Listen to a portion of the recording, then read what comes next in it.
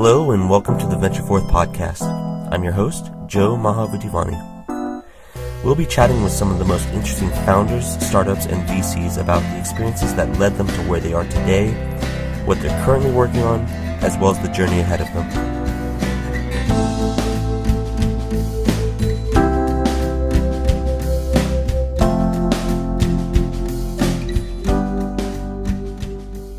On today's show, I'm very excited to welcome Bill Clark, the founder and CEO of MicroVentures. MicroVentures is an online equity crowdfunding platform that enables accredited investors to connect with startups, businesses, and services to raise capital or participate in secondary market opportunities. Bill has spent nearly 20 years in financial services, securities, and crowdfunding, so I can't think of a more knowledgeable person to discuss raising money under Title III of the Jobs Act. MicroVentures has raised millions for startups and backing several multi-billion-dollar companies including Snapchat, Twitter, Facebook, Pinterest, Yelp, and many more before they reach the public markets. Most recently, IndieGogo partnered with MicroVentures to launch their Title III equity crowdfunding platform, which allows anyone to invest in startups and growing companies. While there are inherent risks to investing in general, I think this is a very exciting time to be a startup founder. I'd really like to thank my friend Ernesto Pais, also of MicroVentures, for the introduction, and I'm thrilled to welcome Bill to the show. Thank you so much for joining me today. Thank you very much for having me. Awesome. Well, I'd love to start out by just learning about your background and how you found your way into venture capital. Okay, yeah.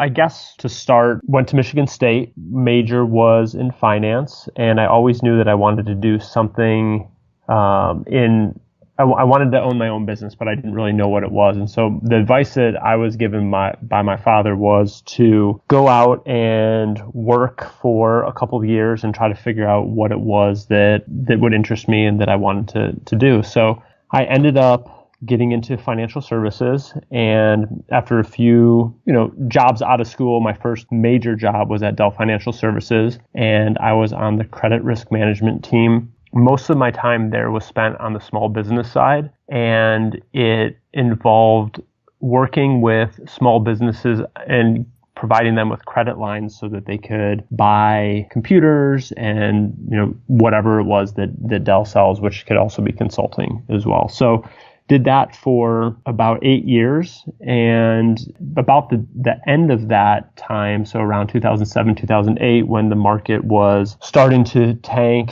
because of the mortgage crisis, we started cutting credit lines. I saw that there was an impact to small businesses, and I wanted to figure out a way to help them. And so that's where the seed was planted, that there might be an opportunity there, but I really wasn't sure what it was. And then I left out Dell Financial Services and I went to PayPal, and I did something very similar there for merchants that were looking to process. And I did that for a couple of years. And while there, I was able to fine-tune the idea for MicroVentures, and what I really did was I kind of modeled it off of Prosper and Lending Club and what they were doing. And I said, there's got to be a way to do the same thing for equity that they're doing with debt. And so that's kind of how I got to start and found the company, which was back in 2009, 2010, and then we were approved for the broker-dealer in 2010 and started raising in 2011. So it was just from my desire to help startups raise money. And also on the other side, which I didn't mention, I was very interested in investing in companies, but I didn't have the accredited status. And so I knew that I wasn't going to be able to participate, and I didn't have, $50,000 to put into a company and multiple companies in order to spread around the risk. And so just trying to find a solution for, just the average investor who wants to invest in private companies. So MicroVentures isn't your traditional venture capital firm. Can you kind of talk about how MicroVentures works and how you are different in that way?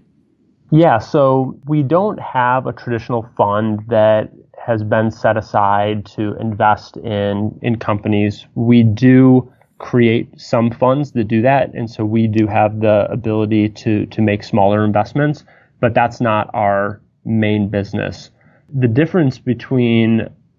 The major difference is that we go out and we source deals and deal flow, and we look for those opportunities that we think would be a good fit for our platform. We do the due diligence on those companies, and then we list it for our investors to invest. So Well, the way I think of it is instead of having 50 to 100 LPs, we have 10 to 20,000 LPs, and they have the ability to get into any opportunity that they want to. So instead of investing 100,000 into a fund and that fund maybe making investments in, let's just say 10 to 20 companies, you can make $2,000, $3,000, $5,000, $10,000 investments in all the companies that you want to and create your own portfolio. That's a very interesting model, and it seems like it's becoming a more popular model nowadays, now that we have Title III from the Jobs Act. So how much has MicroVentures raised for companies to date? So we've raised a little over $100 million, and that's on the 506 side. So that and what that means is mainly for accredited investors. So more of the private deals. So if you come to MicroVentures, you wouldn't see those opportunities until you register and are approved. Then on the Title III side, which you referenced, which is done through a partnership with IndieGogo and the crowdfunding portal, which is called First Democracy VC, we've raised just over $2 million. Wow. And we just got started 3 months ago.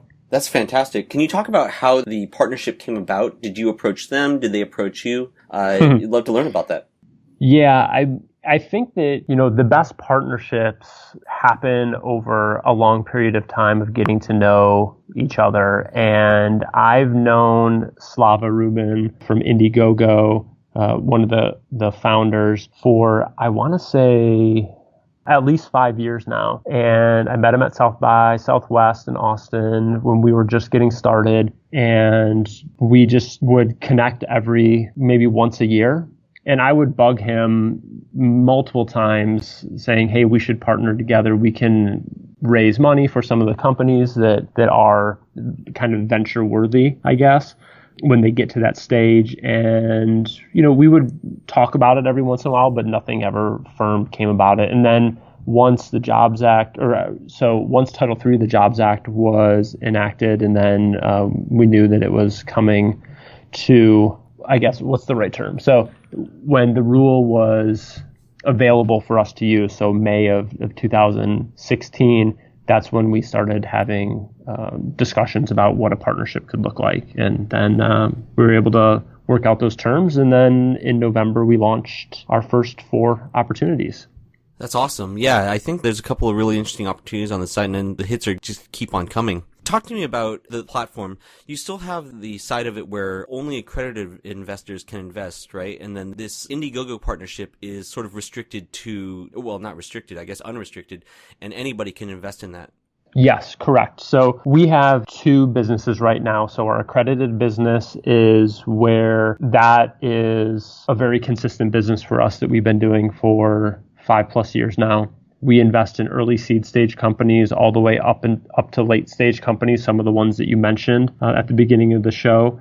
The later stage ones, we're investing in private stock, usually from a employee who's left the company. Sometimes the employee could still be there, or an investor, and we're purchasing their shares. And then we also do on the smaller companies, so Series Seed all the way to, let's just say, like Series B, we'll invest directly in the companies and we'll do direct due diligence with them. So that's the one side of our business that you do have to be accredited to participate in those opportunities. But then the Title III side of the business, that's open to everyone. When you come in, you can immediately invest. We are a funding portal, and that's registered through FINRA. So, we have to do a KYC, know your customer. We do Office of Foreign Asset Control checks, and there's various things that we have to do. So it's not like a perks-based raise where you can just put in like a credit card and invest. This is more of either through a wire or through an ACH process, and you have to sign documents. But basically, the sky's the limit in the types of investments that we look at. So on the accredited side, most of our deals are tech deals, and that was just by design, trying to build a niche in that area. But for Title III, we are really open to anything. And when we launched, we made sure that we had various industries covered so that we could show people who came to the site that we're going to be very open to any type of deal. So Just trying to remember the company. So we had a company called Artcraft, which was a gaming company. They had a video game. That one's actually in Austin, down the street from us. The next one was Republic Restoratives. That is a distillery in Washington, D.C., and they had 6 months of being in business, opened the distillery, and we were able to raise $300,000 through a revenue share deal with them. So that's kind of exciting as a different type of opportunity than we've offered in the past, where as sales come in, you can get paid back quarterly until you're paid back 1.5 times your original investment. So we like that as a, just to shake things up a little from just the straight equity or debt deals. Then we had a company called Play Impossible, which is a hardware company, very early, but they had venture backing, or we knew that they were going to be venture backed, and they actually got investment during our round. And then BeatStars was a company that sells beats online, and that was our tech deal. And so those were the first four. And then we have a lot more, and I won't go through all of them, but the only other one that I'll just mention is The Field Guide to Evil, which is a movie, which we didn't launch in the original four, but that was afterwards. And so we are all over the place as far as the types of opportunities that we'll look for. Entertainment, it doesn't matter. Restaurants, tech deals. Right. And so because it's going through IndieGogo, does that mean that if they don't meet their funding goals, that people are still investing in the company, and then the business has to potentially find the funds elsewhere? So the way that it works is so you can go to equity.indiegogo.com to see the opportunities, but you can't invest there. You have to invest at microventures.com. And the reason for that is there can only be one single source of information, and it needs to all be basically in one place. So we decided that microventures.com would be the place to do that. And so they, with IndieGogo, they have different, for the perks-based campaigns, there's a different type of raise where, like you were saying, if you don't hit your goal, you can still close your deal. With equity, and this is really, going back to the rules, you have to set a minimum, you have to set a maximum. And if you don't hit that minimum, investors will be refunded their money. And so a lot of times you'll see an investment like Artcraft, for example. I believe their minimum was 150,000 and their maximum was a million. So once they hit that 150, then that deal was going to eventually close. But if we, for some reason, were only able to raise 130,000, then we would return the funds back to investors. I see. That makes a lot of sense. And so it sounds like they can't sort of over-raise or exceed their goals just like you could on the traditional crowdfunding platforms, because there's only probably so much equity that the company wants to sell, or however they decide to structure their deal. Correct. So you have to be very specific in what you want to raise. $1 million is the most that you can do. But for Republic Restoratives, we raised $300,000. That was their maximum goal, but we ended up raising that before their close date. And so it just had to kind of hang out there and sit out there for a few extra days. We probably could have raised an extra 100,000 or more. There was a lot of interest in that revenue share deal. And you can't oversubscribe, or you can, but you have to amend your Form C, which you file with the SEC, and then you have to go back and ask people if they still want to invest. And so there's a long process that you have to go through, and so sometimes it's just not worth it. How involved are you with your portfolio company founders? I am as involved as I can be. I was on a call today with a company that's being acquired, and we were discussing the terms. I'm on the board of one of the companies that we're an investor in. Every company that provides an update, I read those and look and see if there's any way that I can help them. But it's not just me, it's a team effort. At MicroVentures, we've got 19 people on our team. Ernesto, who you referenced before, he's in charge of our investments and our portfolio. So he meets regularly with all the companies. And that is where we are different from other VCs as well, is that we have so many companies and a lot of our focus is raising money, that we don't have that team that is just focused on helping the companies grow. So we all chip in to do that, and we can utilize our network and our database to help the entrepreneurs if they need a connection somewhere. But if a company is struggling or if they have issues, Ernesto or I will jump on the call immediately. We'll do whatever it takes to help them out, because at the end of the day, it's a portfolio company. We have investors that we want to keep happy, and we want to make sure we can do anything we can to help the companies out.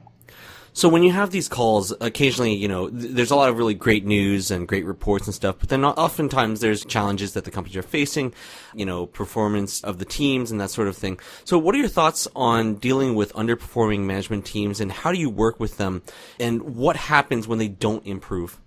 That's a really good question. And with underperforming teams, a lot of times we will make suggestions. We'll become more involved with them in order to really hold them to the goals that they have. We will reach out to others who have invested in the company and ask them for, what they're thinking, and see if we can work together to come up with a solution or a plan. But when we're investing, we don't typically lead around, and usually we're not. Sometimes we're the largest investor, but most of the time we're kind of middle of the pack, maybe slightly above that. Our average investment is about 250, maybe 300,000 on the early stage side. And so we'll basically do whatever we can to help. And there's sometimes we have to have those tough conversations with founders to say, maybe you need to be the visionary of the company, but it's time to bring on somebody to help you with growing, or maybe you don't have the sales experience needed to grow this, and we need to bring on somebody to help with that. So we'll definitely have those conversations, but to be fair, we're not as active as, let's say, a VC would be when it comes to that. And that's a definite advantage of a true VC. Can you talk about the reality of how long and difficult those deals can be, and what happens if the only option is to shut down or take a subpar offer? Yeah, so one of the things that we always ask our companies in our quarterly updates is, how much cash do you have on hand and what's your burn rate? So we want to understand from that. We'll ask them, if it looks like they only have a 6-month runway, we'll ask when they're raising next. We'll try to learn what the companies are thinking. But when they get to that point where it doesn't look like they're going to be able to raise any more money, and they aren't growing, where they can sustain themselves, we'll start to have those conversations around, well, let's start talking to potential acquirers. And so M&A could be something that we get into in the future, but right now it's just something that we try to help with, and utilizing our connections to get the team to the right person at a specific company to talk to them. But we're not deeply involved in those conversations yet. We have been on a one-off basis, but it's very rare. But we try to help them come up with a list and use our network to see where we can add value. You're based in Austin, Texas, a place that's sort of known for, I guess, South by Southwest, live music, barbecue, and generally known for being weird. It's also a growing startup hub as well, and I'd be curious to see what your thoughts are on the startup and funding ecosystem in Austin and how it's different compared to here in the Valley. I think that the main difference is that investors in Austin aren't always willing to take a big risk on a very early stage company, where in the Valley, it's just inherent in the DNA of everyone, because that's the culture. And so you have investors looking for, and rightly so, a valuation that's favorable, looking for that traction and really that growth that you may not need in the Valley to get that seed capital. So we do see, unfortunately, some of our companies, just in Austin that leave to go fundraising, and then they come back. Josh Baer from the Capital Factory has done a great job at trying to keep companies here, help them out, and network. And it's a great program in Austin for that. And, we try to support companies wherever we can from Austin. And actually, I think we're at 3 of the 8 companies that we've done for Title III, not on purpose, just happen to be Austin companies. And so I'm seeing a lot of good deal flow coming out of Austin, where when I first started, Austin may have been 1 out of 20. Now it seems to be, maybe even 1 out of 10, where, right. We're seeing some good opportunities. So what's next for MicroVentures in 2017 and beyond? 2017 is, our main focus, because our partnership with IndieGogo started just 3 months ago. The focus is going to be growing that and listing more companies. We still Like if you go to the site right now, there's only 3 opportunities, which isn't bad. But eventually we'll have 5 to 8 companies at a time up there, still learning as we continue to go see what people are interested in investing in. So the focus will be on that, and then growing our private deals as well. We've got some other initiatives that we'll be working on with larger institutional investors, but that's probably closer to the end of the year, start of 2018. Definitely. So how can people get involved with MicroVentures now that anybody can invest in these deals? Well, there's 2 ways. So one way, you can go to microventures.com/startups and you can submit a request for funding. And we look at every company that comes through. Now, we may not respond to every company because we get a lot of them that come through, but every one of them we will look at. You can also do that at IndieGogo, and they, no matter where it comes from, either one, we'll be looking at those, because we're always, the more companies that we have, especially in the small business side, which hasn't been our focus for many years, we're just as excited about those types of opportunities. And then from the investor side, it's very easy. It's just, just come to microventures.com and sign up, and it's free to do that. And you can check it out and see if there's anything that you're interested in. Awesome. Well, so I would like to jump right into the quickfire round, or kind of get to know you as well personally outside of the business. The first thing I'd like to ask you is what is your favorite book? Okay, so favorite book. Okay, so for an investment type book, my favorite book is Venture Deals. It's from Brad Feld and Jason Mendelson. I love that book. We have a bunch of copies here in the office. Anytime somebody new comes to MicroVentures, we give them the book and we tell them to read it, keep it by you, and you're going to learn from it. We've given them out to investors.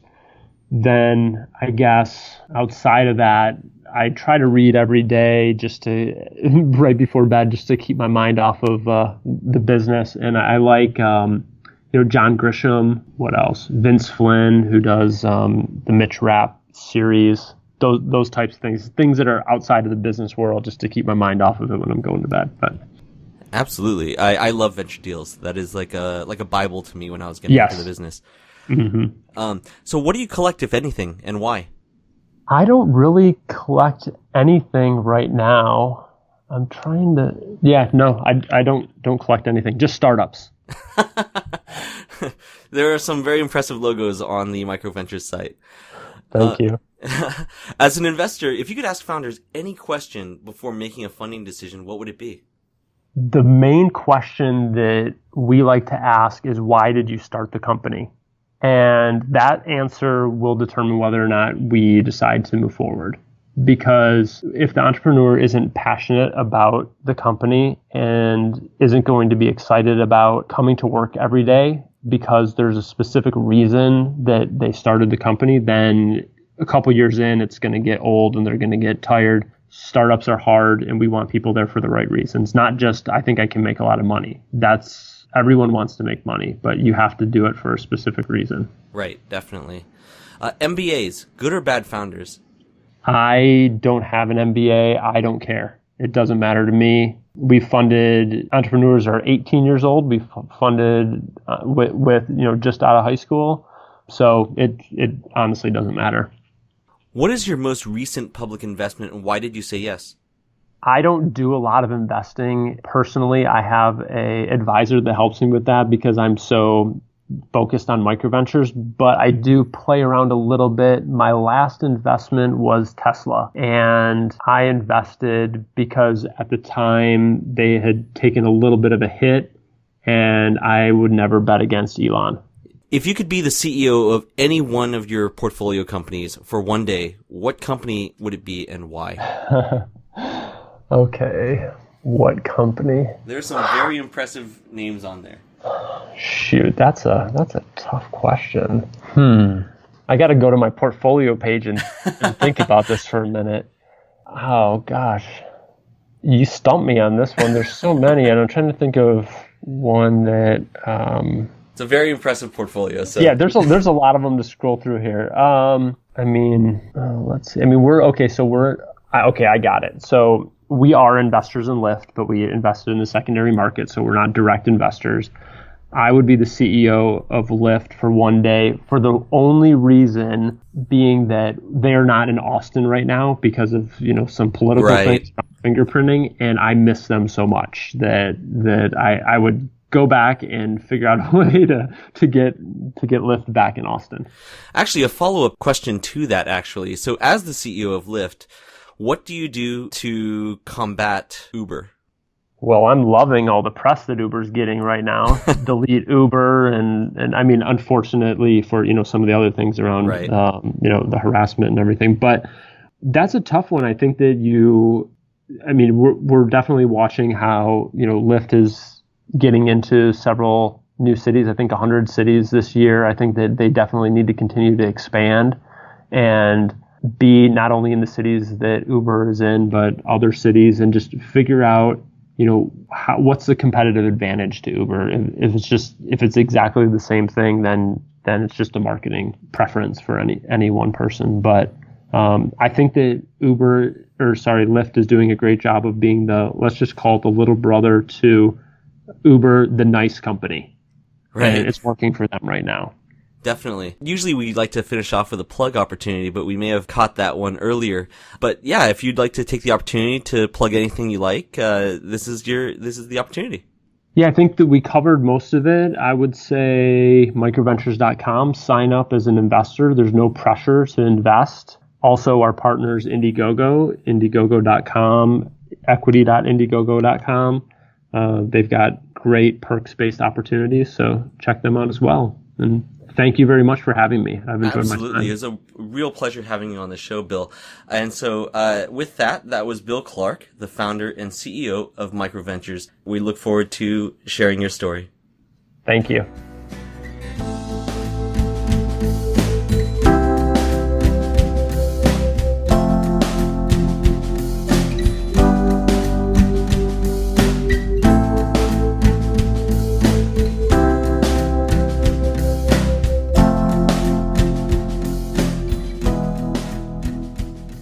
If you enjoyed today's show, please subscribe to the VentureForth podcast on iTunes, Google Play Music, Stitcher, or SoundCloud. You can also follow at VentureForth Pod on Twitter for our latest updates. As always, I'm your host, Joe Mahavutivani, and thank you for listening to the VentureForth podcast.